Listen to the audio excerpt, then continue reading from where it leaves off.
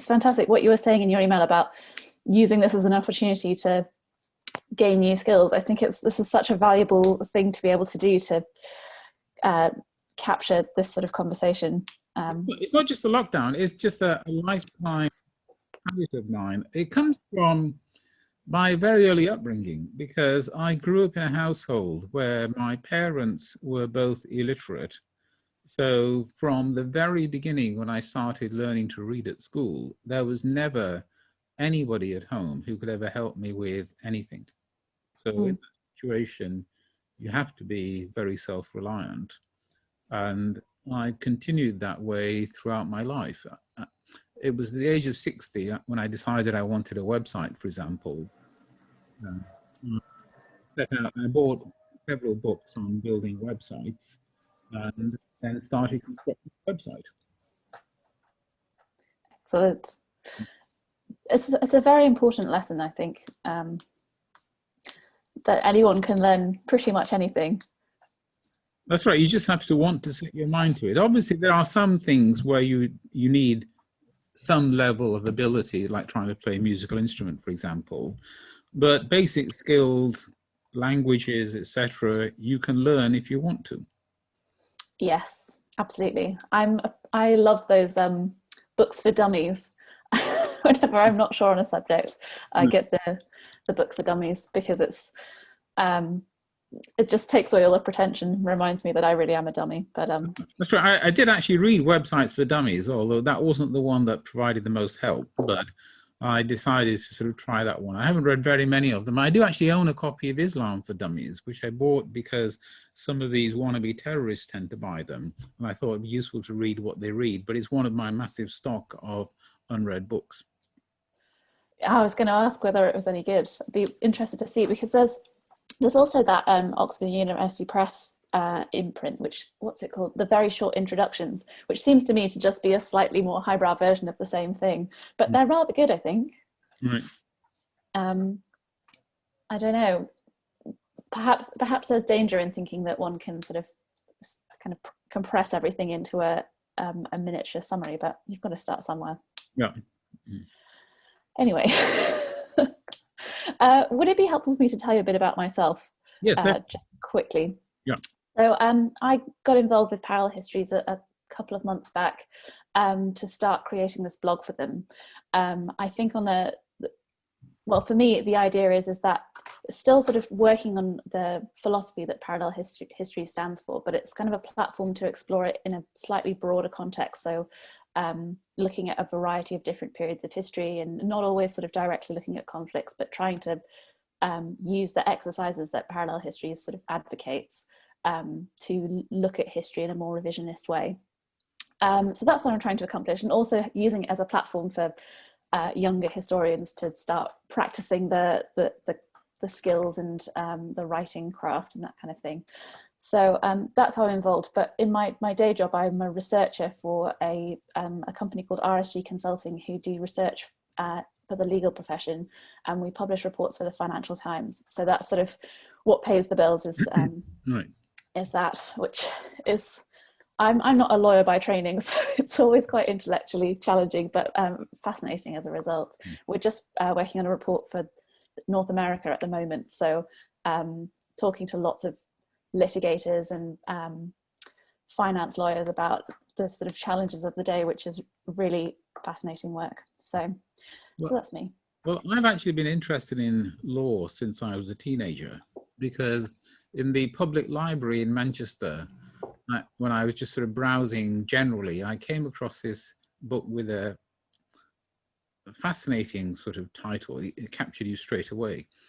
The title was Censorship, the Search for the Obscene. And with a title like that, you have to pick it up and start looking at it. And it was a book about the development of the law of censorship and pornography in the USA.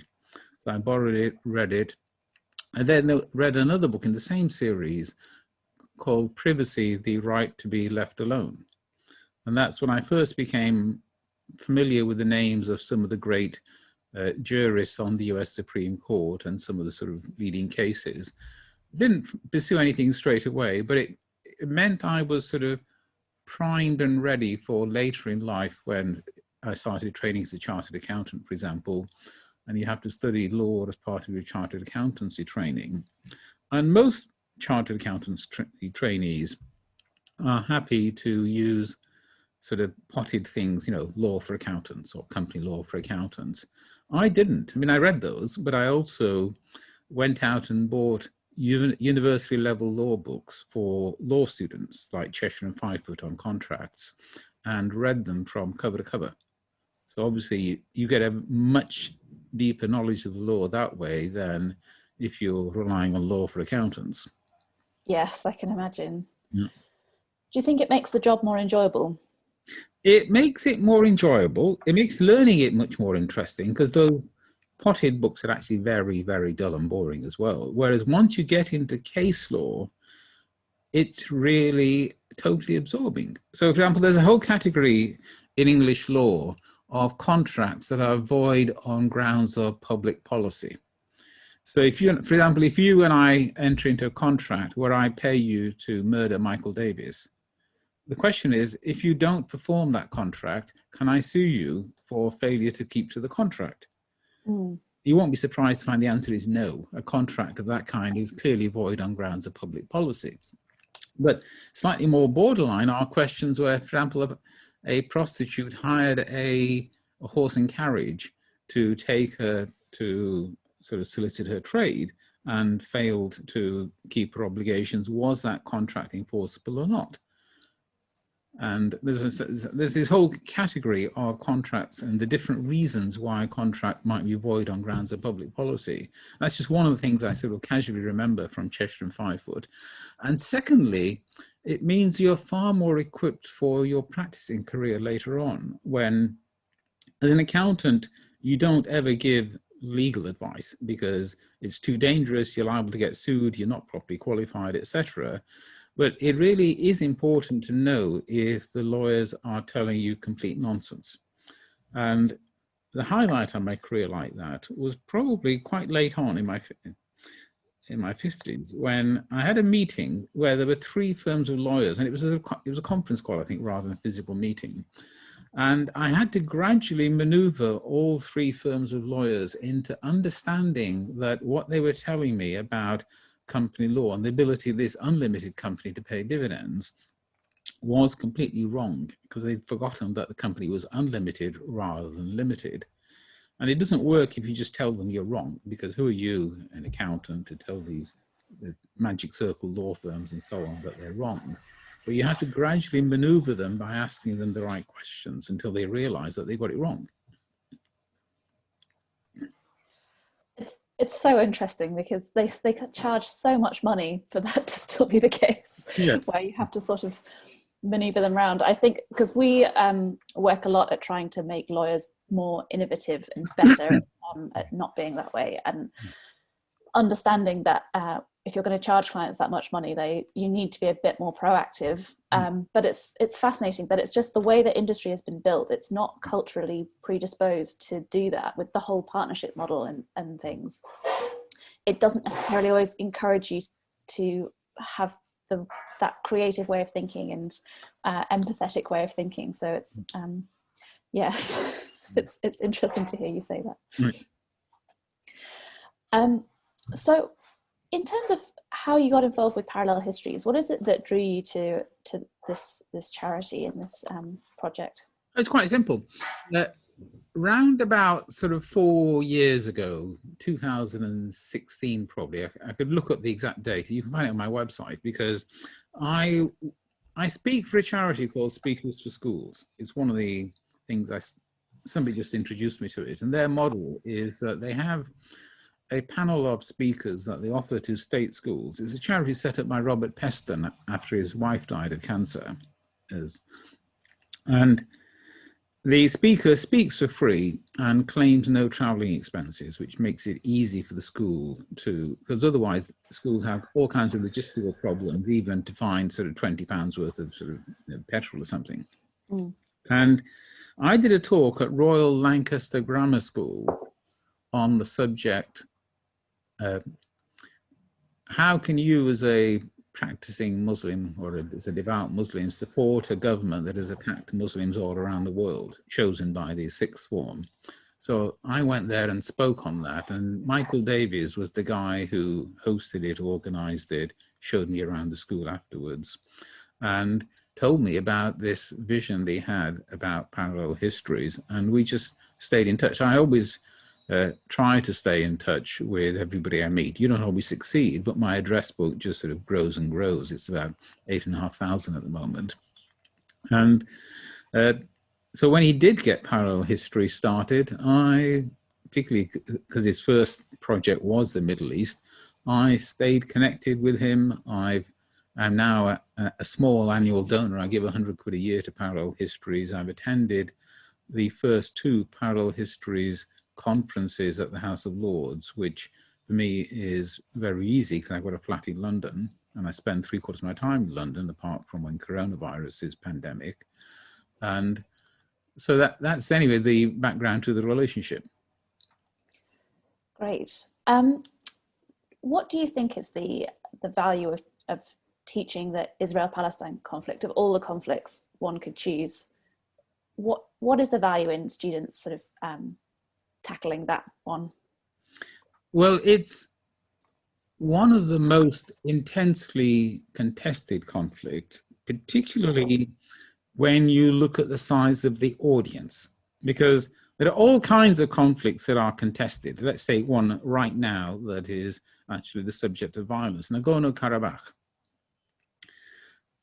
The Armenians and the Azerbaijanis care about that conflict, and the countries just around may do for sort of local sort of political reasons. But frankly, apart from wanting peace, the rest of the world doesn't really care that much, because Nagorno-Karabakh doesn't mean anything to most people.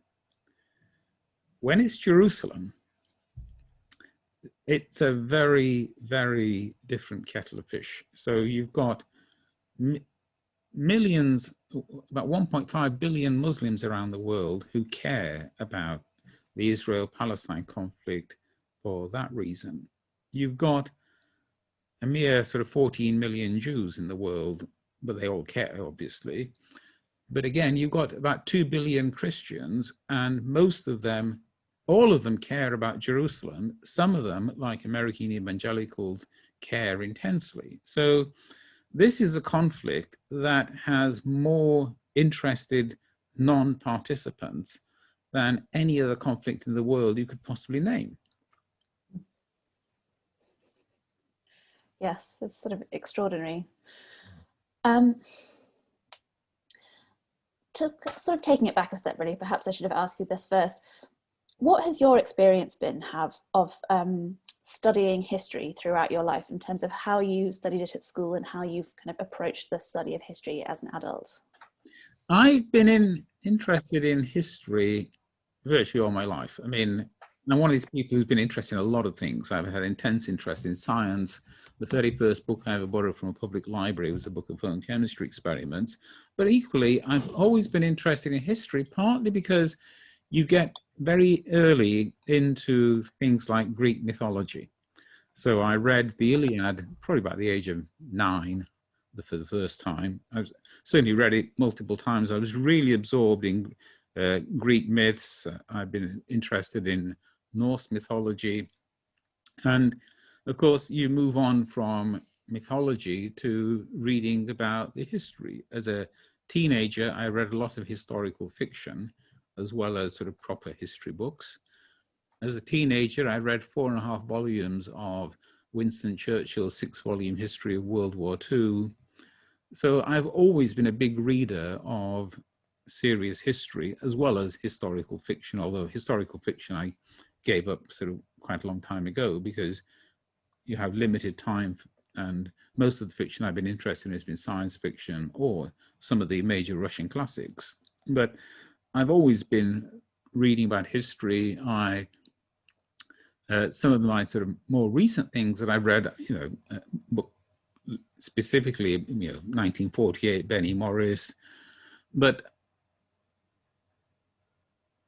I do still on a selective basis, read a lot of books on history. When at the age of 47, when I was at home for 2 months recuperating from an operation, I had a part of a disc removed. One of my clients, who knew my interests very well, sent me quite a detailed history of the American Civil War, which I knew the major sort of outline of the Civil War, but it was interesting reading all the details. Even more fascinating, of course, was the first chapter of that book, which gave you the sort of previous 50-year run-up, and you start to understand how divided the USA was between North and South before the war, how divergent the cultures were, how divergent the economies were. And when you read something like that, and you realize the sheer impact and the devastation that the Civil War had in the USA, you realize why, in historical terms, looking back over the last 220 years, which I think most British people don't understand, that if you were asked for a concise history of the United States, it should be they rebelled against America, they had a constitution, they had a civil war, and now it's 2020. You know, everything else pales into insignificance compared with the American Civil War. Mm. And you only gain that by reading, you know, high quality history. Mm. So was it more lean towards that sort of Western kind of, I'm sort of thinking of those Winston Churchill books. It's a very sort of establishment in the UK kind of view of history. Were you able to sort of tap into parts of history through sort of family members or other kind of parts of history that weren't necessarily as popular in the historical canon? Not through family members, because my family members know no history, and I said my parents are completely uneducated. I don't have any extended family in this country, although obviously the next generation downwards, you know, my sister's got quite a lot of grandchildren and so on, but basically we grew up as a very nuclear family. But as a teenager, or I think it was late teens rather than the early 20s, I read, for example, Ramila Thapar's 2-volume Pelican History of India, a very heavy sort of tome, but I have always been interested in world history rather than just sort of European history. Mm. And you get a slightly different perspective on the world simply from the fact that you're not white British yourself. Yes, I can imagine.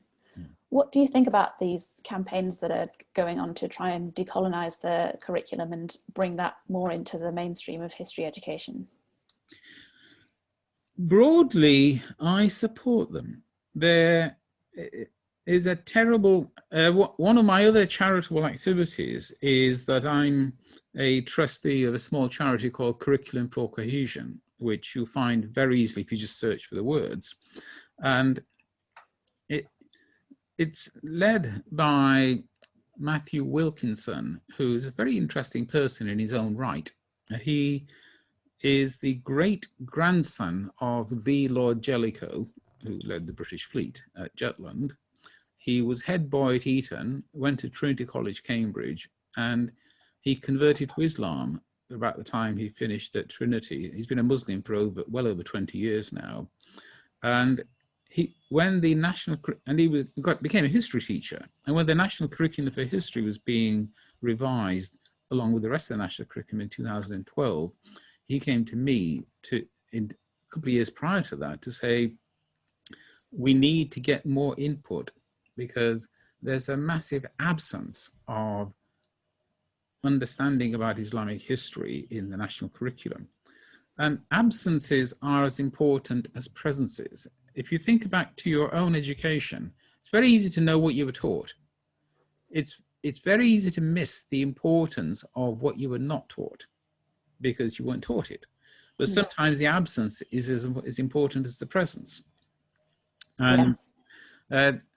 So revising the teaching of history to British school children, as well as what gets into the media, to properly reflect the history of the world and how the history of the world has impacted on the British Isles. The fact that there has been some Afro-Caribbean presence in the UK for hundreds of years, that some of these people actually had some significance.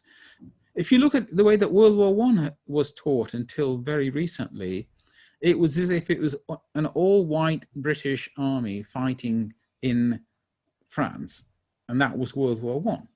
You ignore the fact that World War I had a lot of activity in Africa and in the Middle East, and that was important. I mean, the Dardanelles used to get a mention, but that was about it. And similarly, the fact that there were hundreds of thousands, in fact, millions of soldiers from the Indian subcontinent and elsewhere in the Empire and Commonwealth fighting in World War I was ignored. When you come to World War II, we talk about Britain standing alone against Hitler. Britain never stood alone. It had significant numbers of European refugees, Polish fighter pilots and so on in the UK fighting alongside British citizens. It had massive numbers of Canadians, Australians, plus all the other imperial troops. The British Empire, you could say, plus these other refugees, plus the Free French, were sort of nearly alone. But to focus it very narrowly on that its most extreme, white Britain standing alone against Nazi Germany, is simply a falsified version of history, and has the effect of distorting the way that we see the rest of the world today. Mm.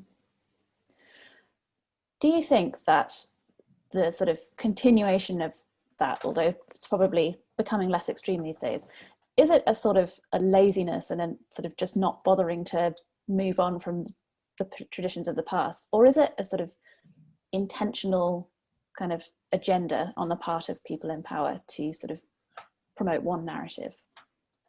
A significant part of it, historically, is intentional.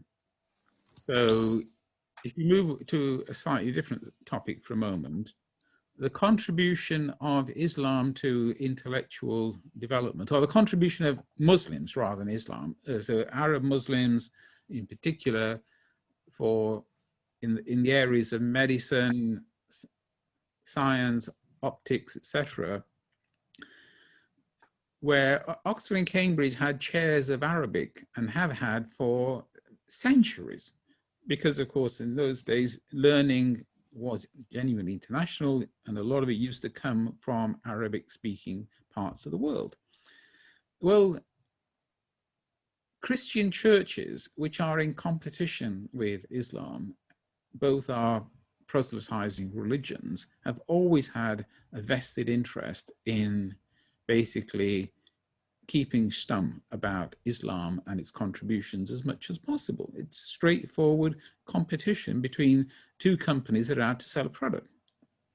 And similarly, the people who are most unhappy about decolonizing the curriculum are the ones who consciously want to paint a white British version of history for ideological reasons. Part of it is ignorance, but a lot of it is actually not ignorance, it's deliberate. This brings me on to the sort of inevitable question, which is that I know you've been very outspoken about Islamophobia in the Conservative Party. Are these linked? Everything is linked at all times. I mean, it's just the nature of the world. Mm. And if somebody has a mindset which says that good things have only ever been achieved by people who are white British, they're unlikely to be welcoming of ethnic minorities into a political party. So it's just the fact that things tend to be linked. It's not a case of saying there's this vast conspiracy. There is no conspiracy. It's just a lot of people who have particular points of view who choose to promote it. Mm. What do you think would break that cycle, in particularly in reference to Islamophobia in the Conservative Party and in politics more generally? Well, cycles break most strongly simply through a combination of demographic change. So old white racists don't stop being racist, but they do die. And the younger generation is fundamentally different from the older generation that went before. The younger generation is far better educated. I'm 70. When I was 21 or 18, about 7% of the population went to university. Now it's 50%. And going to university genuinely does broaden the mind. That's why there's such a difference in voting behavior between young people and attitudes to the European Union, between young people and old people. And secondly, there is far more international communication now than there used to be. It's impossible these days, when China is the second largest economy in the world and the second most powerful country in the world, to think about an all-white version of geopolitics, for example. Yes, absolutely. What do you think of the way anti-Semitism in the Labour Party is being handled at the moment? There's some really interesting books. I read one by David Rich, I think it was, on the left's Jewish problem. I mean, and he points out that from about 1980 onwards, the British left, and indeed the European left, which had historically been very supportive of Israel, certainly in the 1940s, for example, the British Labour Party was much more supportive of Israel than the Conservative Party, gradually sort of flipped around because they started to see Israel as a sort of colonial power. And that in turn has soured. So the left started seeing Israel as hostile. And in that situation, it's very easy for some people to start seeing British Jews who are supportive of Israel as hostile. So, and Jeremy Corbyn failed himself to get a grip on the issue, partly because I think he has such enormous blind spots himself. I don't think he hates Jews, but he's very anti-Israeli. And he simply failed to get a grip on it. Then there's no doubt that the Labour Party's political opponents wanted as much as possible to keep the focus on Labour Party anti-Semitism for obvious political reasons. If you want the Labour Party to be perceived badly, if the Labour Party has an anti-Semitism problem, if you're a conservative, you want to talk about it every day. And if you go back and look at media interviews for the last couple of years, every time a conservative politician was asked about the issue of Islamophobia in the Conservative Party, they would instantly want to start talking about anti-Semitism in the Labour Party. One thing that I'm kind of curious about, and I've puzzled over this a lot, is whether do this Islamophobia, anti-Semitism, and more sort of general accusations of racism against these mainstream politicians, do they all stem from the same thing, or are they quite separate issues? The key difference, in my view, is that in the Labour Party, their problem with anti-Semitism went right to the top. Or right to the top, Corbyn himself, the leadership around him. I was asked by journalists on many occasions whether I thought the Conservative Party itself was anti-Muslim, and I always gave them the clear answer, no, because the leadership of the Conservative Party is not anti-Muslim in my view. That was certainly the case under Cameron, under Theresa May. I've been asked the question many times whether Boris Johnson is anti-Muslim, and the answer I always give them is that I have no reason to believe that he's anti-Muslim, but he is perfectly happy to write articles or an article that denigrated Muslim women if he thought it would help his positioning with Conservative Party members. So I believe the article was written for a clear purpose, to show his sort of far-right sort of credentials in a way that was also gave him plenty of plausible deniability, because of course the article is actually saying we must not ban wearing the burqa, despite the way that it's written. But do I believe that he's anti-Muslim? I have no reason to believe that. I just don't have any evidence either way. As a result of reading his chapter of a book He wrote a book called The Dream of Rome, it was a history of Rome, around about 2006. And in 2007, when it came out in paperback, he added on an extra chapter. I can't remember the exact title, but essentially then came the Muslims, where he added on a bit about the rise of Islam. And I was sent that chapter by a Guardian journalist to see if I wanted to make any comments about it, because it had just blown up into the public. So I read it. And what struck me was that he just didn't seem to know very much. It was quite clear that his research was based entirely on reading one book by a French historian in the 1930s, who clearly had a fairly strong anti-Muslim agenda, but also wasn't necessarily very knowledgeable. So again, if you had a very traditional British education at Eton, you learn a lot about Latin and Greek and European history and the classics. You're still left with this massive absence of understanding the history of Muslims and Islam, because it doesn't get covered. And if you read his chapter, it's all about Islam and how it held Muslims back, but oblivious to the fact that for the first 600 years of Muslim history, they weren't being held back. It was actually the most progressive civilization on the planet at that time, before it then started to stagnate for reasons we can get into. But before you focus on the stagnation period and the sort of backward period, look at the period when it wasn't stagnating and it was very progressive. What about the policies of governments over the past couple of decades? Do they are the policies themselves Islamophobic? No.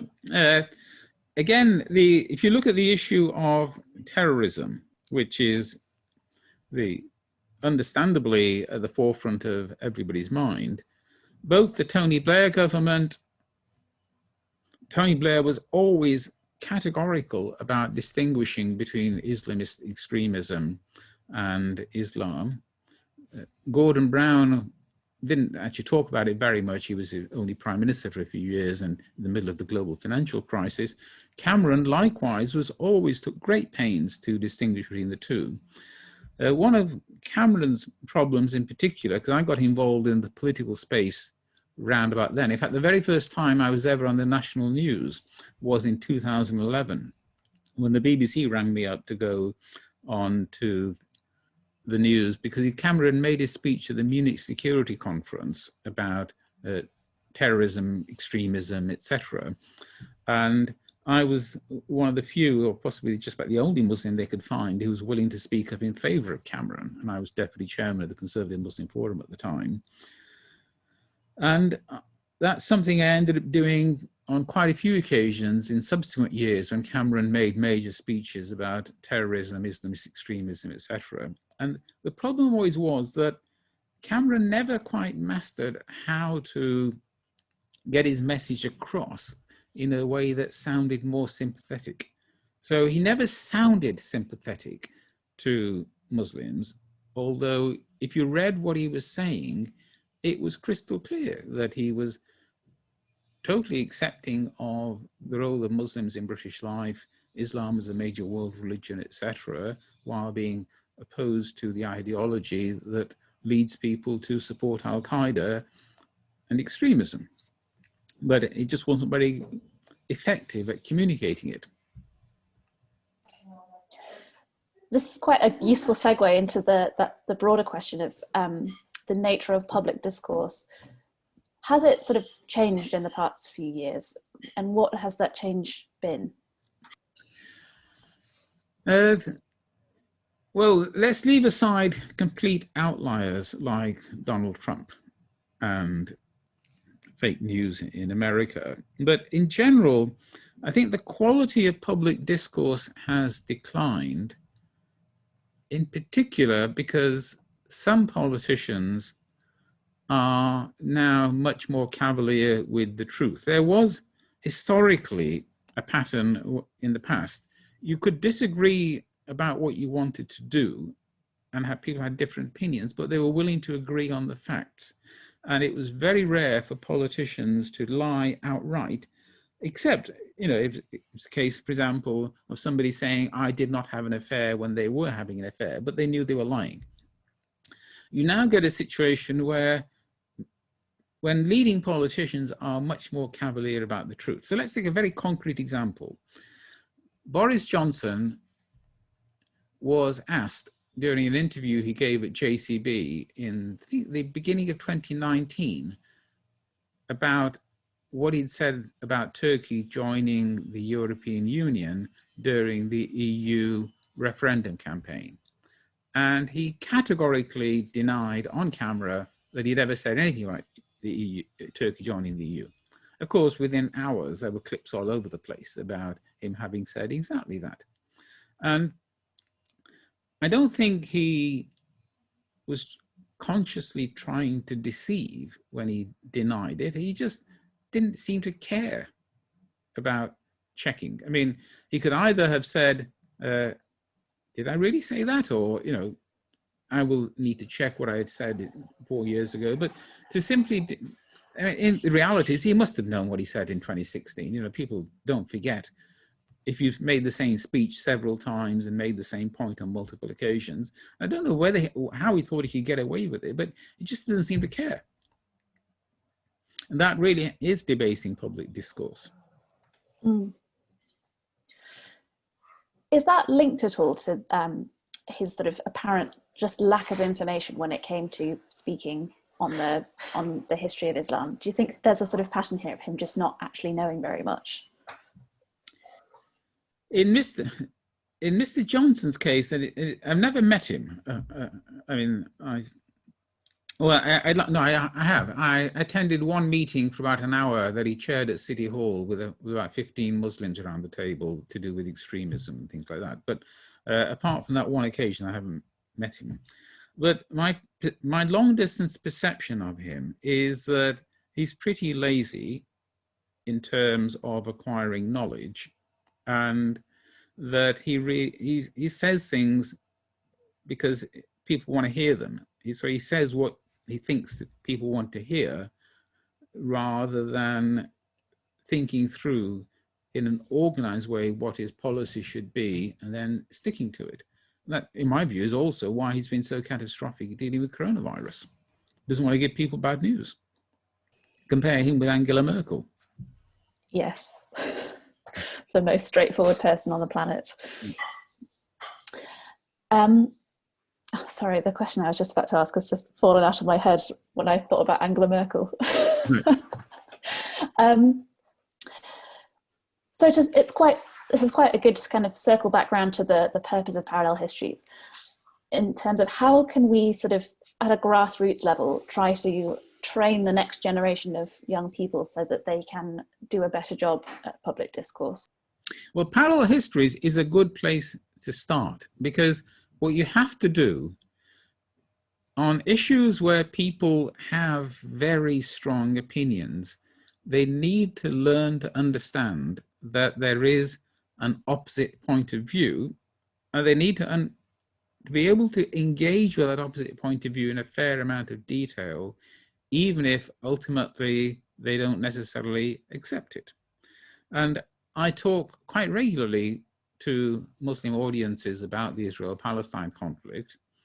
And the challenge I always face is not that these Muslims that I'm talking to don't agree with the Israeli perspective. It's that they don't seem to accept that Israel could even have a position or a perspective, that there is any kind of argument. And that is such blinkered thinking that it's very hard to challenge it and deal with it when people are in their 20s. But people, when you've got children at school, you can actually, and you've got the scope to control what they do in a classroom, you can give them some practice. And anything that you can do to, for example, people should be forced to engage in debating competitions where they have to support a proposition which is the opposite of what they believe. You know, if you are fanatically pro-choice, you should be required to debate on the pro-life side of the argument, because you need to learn that there are alternative points of view, to marshal those arguments, to marshal the facts. And it's absolutely essential to look at the history, because otherwise, if you look at it, again, coming back to Israel and Palestine right now, it's quite easy when Gaza is surrounded, cut off, to say, are these Israelis horrible? And it's as if everything bad is entirely bad on the Israeli side of the argument. When I went to Hebron, I've been to Israel and Palestine twice, the end of 2009/beginning of 2010, the first time, and then in 2018 for the second time. And on both occasions, one of the places we went to was Hebron. And when you go to the center of Hebron and you see how terrible it is and how badly the Israeli settlers are behaving in Hebron, it's very easy to have a mindset which says, Arabs good, Israeli settlers terrible. If you understand, first of all, how important Hebron is from a religious perspective to Israelis, if you remind yourself that from a Jewish perspective, what Muslims call the Ibrahimi Mosque, and is, from a Jewish perspective, Muslims coming along and basically trying to claim our patriarchs. You know, from a Jewish perspective, Abraham, Isaac, and Jacob were ours, not other people's. Muslims, of course, don't see it that way. Abraham is mentioned in the Quran an enormous number of times. And even more, if you go back to the history and you know what happened in 1929 with the Hebron massacre of 1929, you have a different perspective than if you've never heard of the 1929 Hebron massacre. So teaching the history is absolutely vital. Mm. How does one kind of balance teaching history and teaching religion? Because personally, I had a very sort of atheistic historical education, but I grew up in not a very diverse area, so that was sort of reasonably simple to do. And I think it was probably to the detriment of my historical education, because in a question like the Israel-Palestine question, you can't not understand the religious aspects. But how do you think one can sort of effectively educate on religion and on history at the same time without kind of muddying the waters? I think it's quite easy if you... Religious education, by the way, is quite a challenging subject in its own right, because there are perspectives about how you teach RE, and I'm actually quite engaged with, completely separately, the people who are interested in religious education. But if you move it into the history curriculum, religion is a perfectly valid thing to cover in history from a historical perspective. So you start off by saying to the class, doesn't matter what you believe, whether you are a Christian, a Muslim, or an atheist, or indeed any other religious grouping, turn that off. The purpose of this history class is not to assess or even care about whether Jesus was the Son of God or not, whether he rose from the dead or not. It's irrelevant. What we're interested in here is understanding and dealing with religions as things in history, groups of people who have beliefs, who act on their beliefs, and how they see the world and where those beliefs come from, in geographical terms and in historical terms, and what they believed. So we can deal with Jews. Jews lived in this place. They believed these things. They had problems when the Greeks conquered them. They revolted against the Greeks. They had problems when the Romans conquered them. They revolted against the Romans.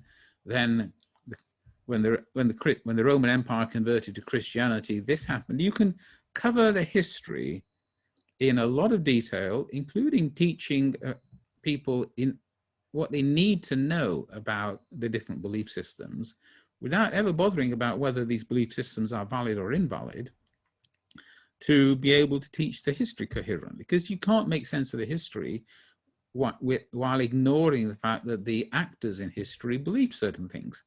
So you need to know what they believe to the extent that it is relevant for their historical behavior. I don't see that as problematic in the slightest. No, it's very sensible. Sorry, there's a bit of background noise. In your career, you've worked in business for a long time. Do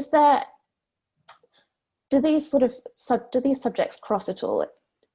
When you're working in business, do you sort of find yourself thinking about these subjects, and do they sort of affect your professional life? No, I spent 1 year as a school teacher, and then the rest of my career was spent as a trainee accountant and as a practicing tax advisor. And in the business world, in terms of dealings with clients, it's entirely about what the client is up to, their commercial transactions, etc. So no linkage whatsoever. However, clients are also human beings, and occasionally that becomes relevant. So even as a trainee accountant, one of our clients was it's quite funny, this small firm I was training at, we had one company that was owned by one rich or individual, small businessman who was Jewish, and he had a ferocious reputation in terms of people getting on with him. I got on with him wonderfully, and I was only a couple of years older than my sort of other trainee accountant colleagues. I think what helped me to get on with him, oddly enough, was the fact that I was a Muslim from an ethnic minority and had slightly more, he wasn't an intellectual, but somehow we just connected better than he might have done with other people. But for 22 years, the head of taxes of an American multinational was my most important client. And this guy was himself relatively intellectual, whereas most of the people I was dealing with didn't have intellectual interests. He read. He was liberal Jewish, and we got on incredibly well for the entire 22 years because we did actually have an interest in historical matters, religious matters, international politics. We were never arguing about the Israel-Palestine situation or anything silly like that, but we had a lot of connection between us because of our intellectual interest, but that is the exception rather than the rule. In general, the business world switches off from those things because they're regarded as dangerous, and probably rightly so. Did you ever feel discriminated against?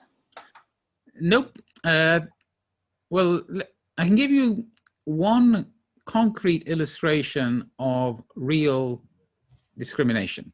Back in the mid-2000s, I became the tax partner in Manchester of an Irish-owned company. I won't tell you the industry because that might enable you to identify the company, which was owned by one wealthy old Irish person.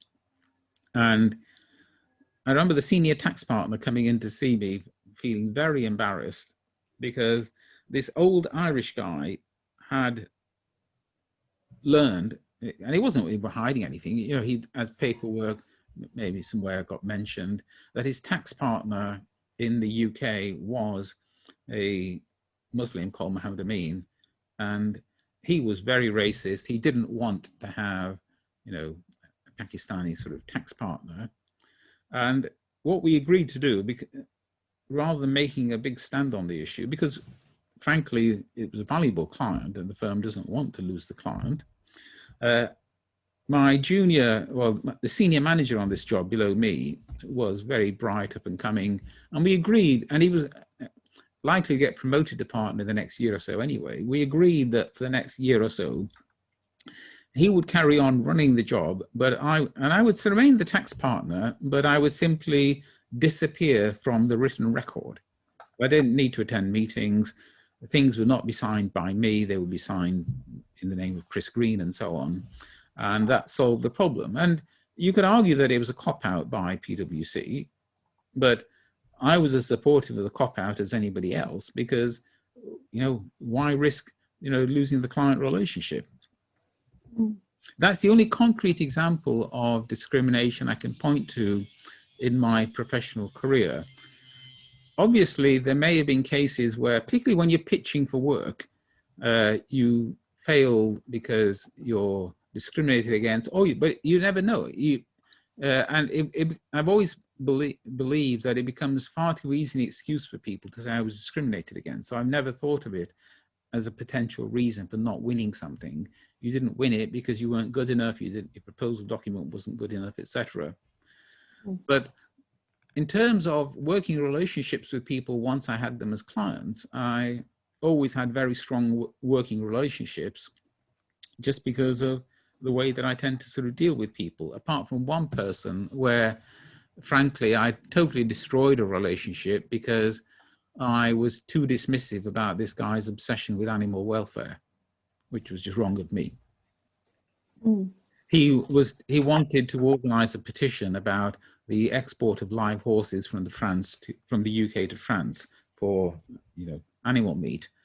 And it wasn't just that I didn't support his petition. He was actually my guest at a business dinner.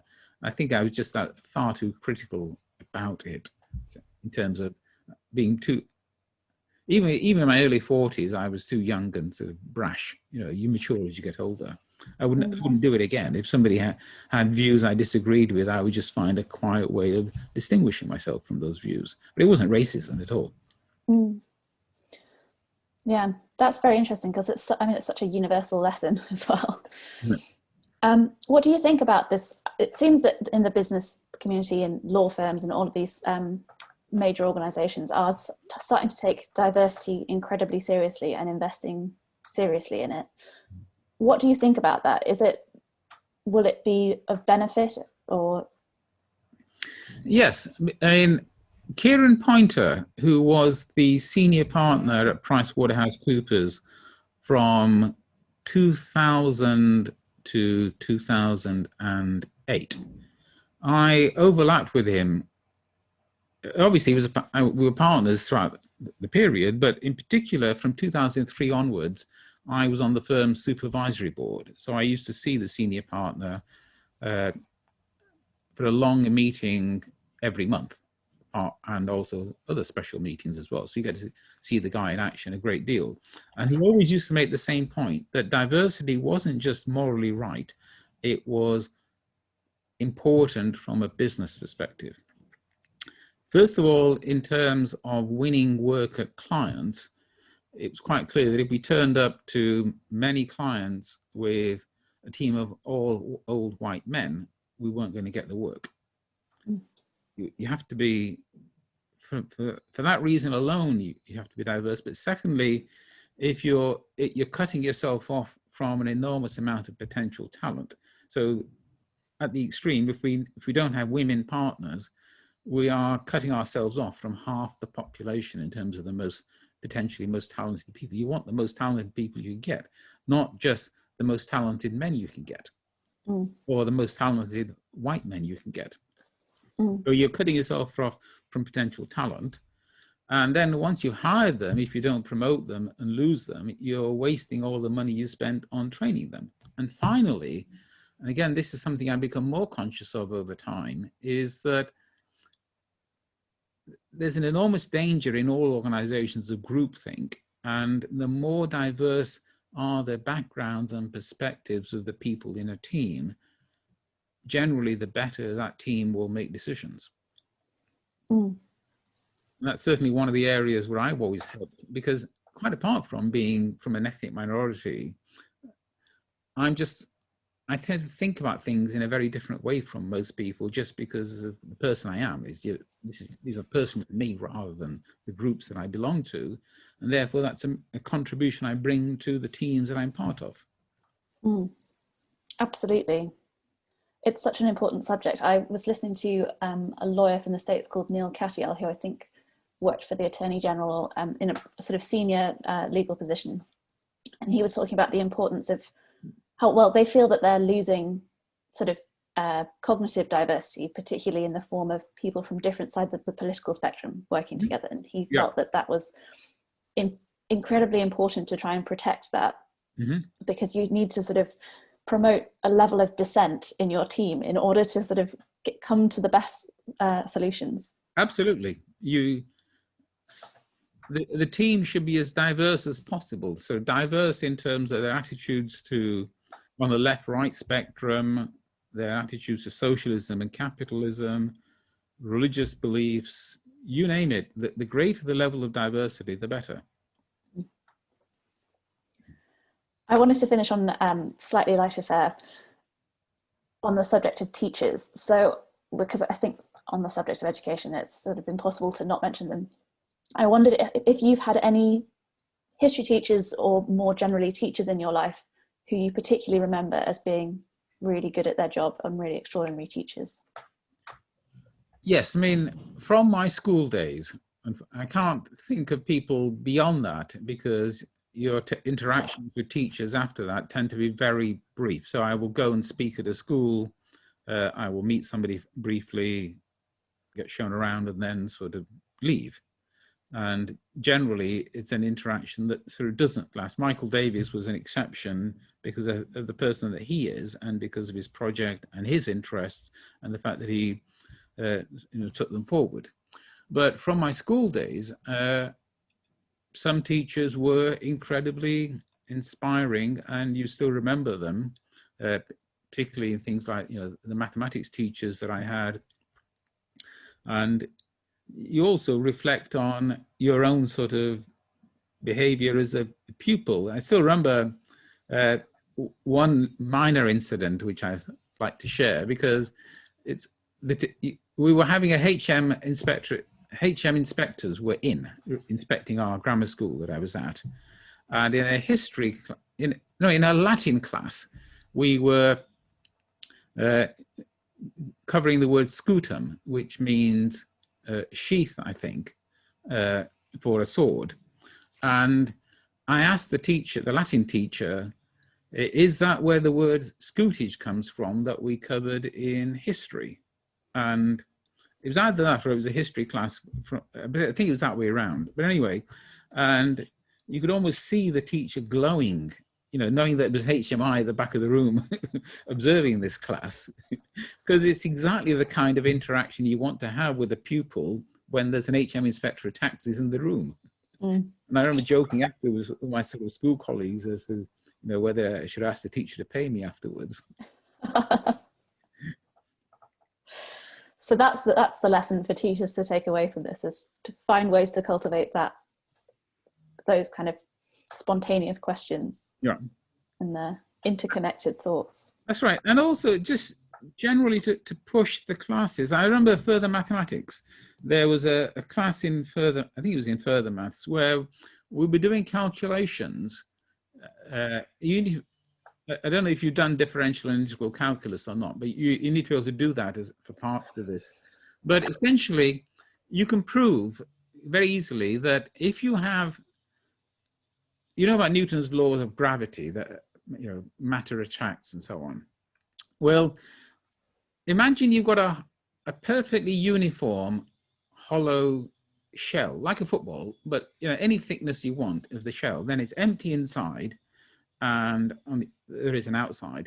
If you're standing on the outside, you can't really tell whether you're on a normal sort of planet or on an hollow shell planet, because either way the gravity will behave the same. Obviously there'll be less gravity if most of the planet is empty than if it's all full of rock, depending on just how much rock it is, what the density is and so on.